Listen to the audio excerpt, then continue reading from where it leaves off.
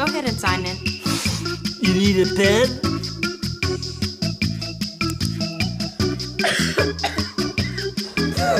Mom says I'm so contagious.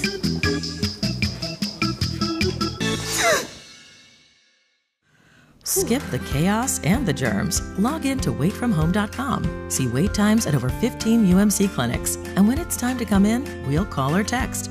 Skip the wait. Waitfromhome.com.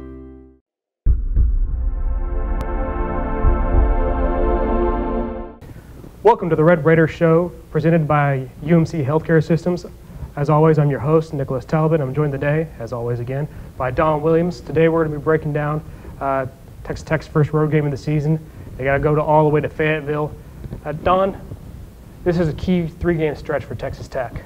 What exactly are they going to do to be able to overcome this? Well, they're going to have to play their best football, and they're going to have to do it in a hurry. And I'm not sure I'm not sure catching all three of these teams back to back to back. We're talking about Arkansas, TCU, and Baylor. I'm not sure that's the best thing for the Red Raiders, who are trying to learn David Gibbs' system on defense and B, get settled in on offense. You might want to face some of these teams toward the end of the year, or at least spaced out a little bit more. But we're about to learn a ton about the Texas Tech football team. And I think expectations naturally are high because last week Texas Tech beat UTEP 69-20 compared to last year, where the Red Raiders needed a late touchdown just to beat the Miners out in El Paso. And then coupled with that, you have Arkansas having lost 16-12 to Toledo. Nobody saw that coming. No, Toledo was a 9-win team last year. But this is, it's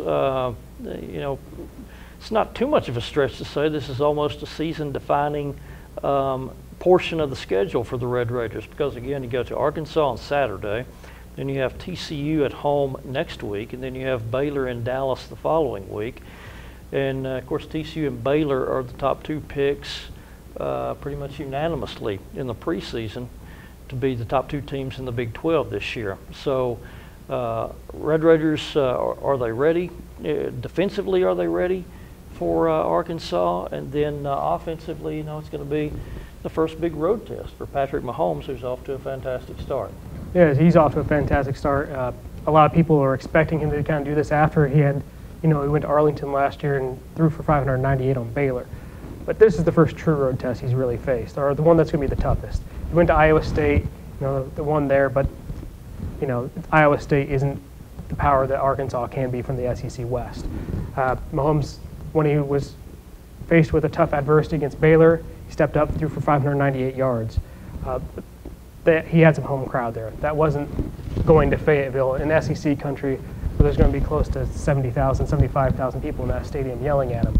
And very little Texas Tech support, because that's the way SEC likes it. You get about 1,000 fans if you're lucky, outside of scalping those tickets, which is legal, so don't do. But Patrick Mahomes has been very good this season. One reason he's and it's been getting better each week. His playmakers have been getting a little bit better with him. 5 different people caught passes for more than 30 yards last week, or had played for longer than 50 yards. DeAndre Washington's was a 51-yard run. And that's really helping the Texas Tech offense along, and that helps Mahomes. The bigger plays that can come from DeAndre Washington on the ground, the big passes from Devin Lauderdale, that'll get him into a rhythm. Mahomes is going to throw for 400 yards regardless because of the system, but what he really has to do is avoid turnovers, and he's been avoiding that so far this year. He had one bad turnover against Sam Houston State, but outside of that, Texas Tech has been controlling the football, and they've been keeping possession of it. And I think that's where Patrick Mahomes needs to protect the football more than anything this week. With the crowd out on him, with Arkansas's defense, which hasn't given up very many points in the last, it has to be 8 weeks, going back to last year. 10 games are averaging allowing 13 points per game. 13 points, yeah. Toledo was really breaking the bank together to get 16. And that's going to be a really stiff test going against this. The Red Raiders probably aren't going to put up 69 points again. So that defense, Don, defense that really gave up 438 yards on the ground against Arkansas last year, they're going to have to step up. And that's going to be kind of the curious thing to me is what does Arkansas do game plan-wise offensively in this football game? Because as you mentioned, they ran for 438 yards last year out here in Lubbock. We all saw that. They scored 7 touchdowns. All 7 were on the ground. Those 7 came in a sequence of 8 series. The offensive line averages 328 pounds per man. It's bigger than any line among the Power 5 conferences, and Arkansas also promotes it as even bigger than any offensive line in the NFL. So they have the massive big bodies up front. They don't have the great two-back. They don't have the great 1-2 punch that they had last year when they had Alex Collins and Jonathan Williams. That's because Williams suffered a foot injury in August and he's out for the year. But they do still have Collins. You're talking to guys, a 215-pound tailback, 2-time 1,000-yard rusher. He had 212 yards out here in Lubbock last year. And Gibbs called him an NFL back at the, yeah, at the and press Gibbs called him an conference. NFL back. He was one of the top, most highly recruited running backs in America when he came out. He's been everything he's supposed to be. But yeah, you look at it, and this team threw 53 passes last Saturday against Toledo. And I know some folks say, well, it's because Toledo really loaded the box and just forced them to throw. But still, if you have that huge offensive line and a great running back, you need to impose your will.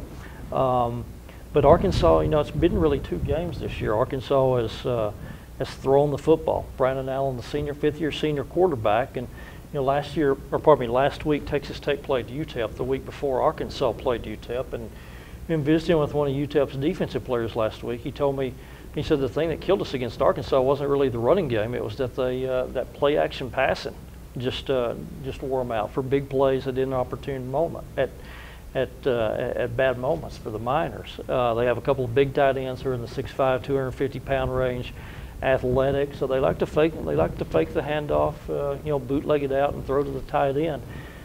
So I'm wondering, does Brett Bielema outthink himself and not run as much as he did last year? Even last year, remember, Nick, while they were pounding tack, moving up and down the field at will on the ground, remember when they got to the 10-yard line and he tries to run a reverse and they fumble?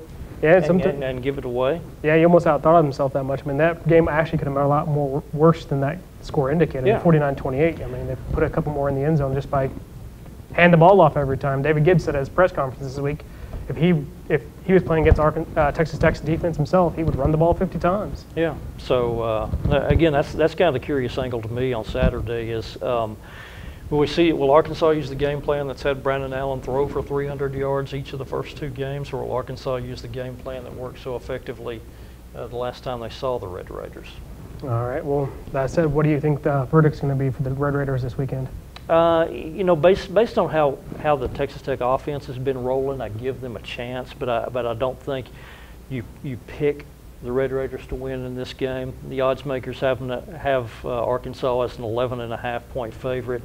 That's a tough place to play. The fans up there are pretty crazy, and you got a night game, and again you have the Hogs, who you presumably figure are going to be angry after losing a game that they shouldn't have lost last Saturday. So I think it'll be a game similar to last year, probably high scoring and something along the lines of 42-28. All right, I'm going to have to agree with you there.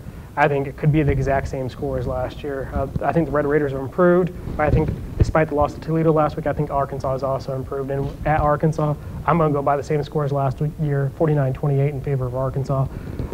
As always, to see if we're right, check out all of our coverage on RedRaiders.com this weekend. You can chat with us live during the game. I'll cover it live. That'll be on RedRaiders.com. And, of course, you can follow us on Twitter at Nicholas R. Talbot and at AJ_Don Williams. Thanks for joining us on the Red Raiders pregame show, and we'll see you Saturday.